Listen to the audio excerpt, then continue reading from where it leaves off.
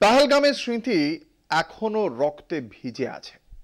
শিউরে ওঠা সেই জঙ্গি হামলা, তারপর ভারতের পাল্টা আক্রমণ, এই সব কিছুকে যেন ফিকে করে দিয়ে চারিদিকে শুধু সিঁদুর বইছে শিরায় শিরায়।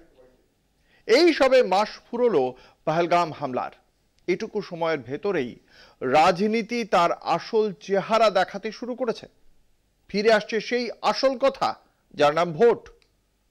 কাল থেকে শুরু হচ্ছে প্রধানমন্ত্রী নরেন্দ্র মোদীর 5 রাজ্য সফর। বিরোধীদের প্রশ্ন, জাতীয়তাবাদের ওপর দাঁড়িয়ে বিহার নির্বাচনের আগে রাজনৈতিক লাভের জন্য সেনাবাহিনীর সাফল্যকে হাতিয়ার করছে না তো বিজেপি?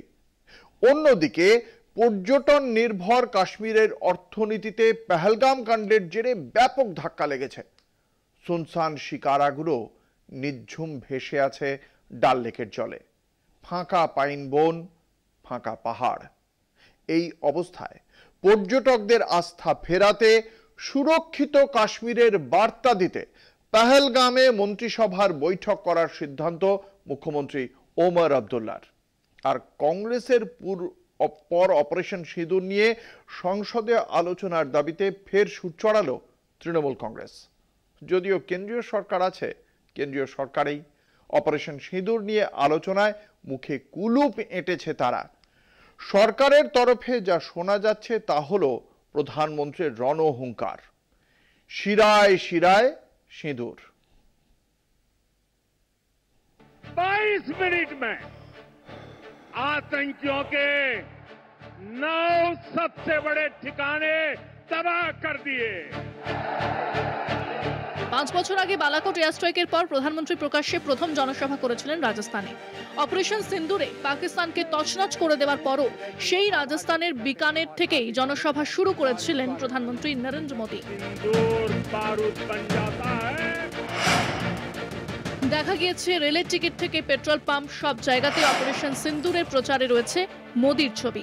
29শে মে পশ্চিমবঙ্গ, সিকিম, বিহার ও 30শে মে উত্তরপ্রদেশের কানপুর ও মধ্যপ্রদেশে প্রচারে যাবেন প্রধানমন্ত্রী।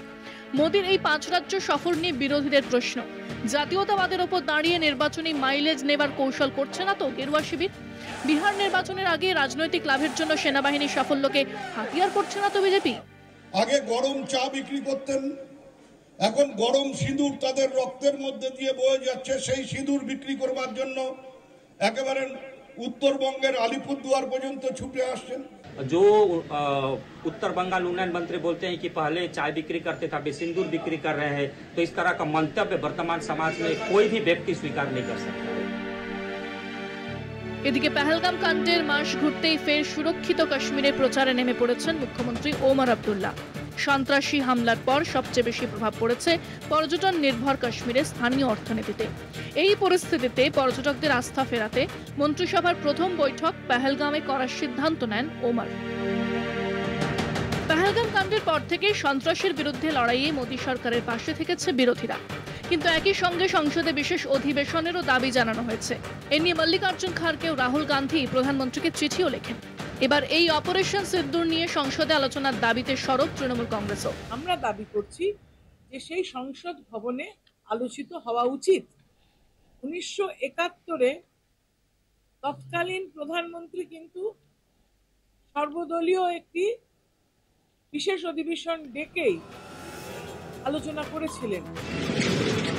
পহেলগামের রক্তস্নাত রাতের স্মৃতি এখনো তকতকে, কিন্তু মাস কাটতেই কোথাও গিয়ে কি প্রকট হচ্ছে রাজনীতি? বাড়ছে ভোট যুদ্ধের উত্তাপ, উঠছে প্রশ্ন। কলকাতা টিভি।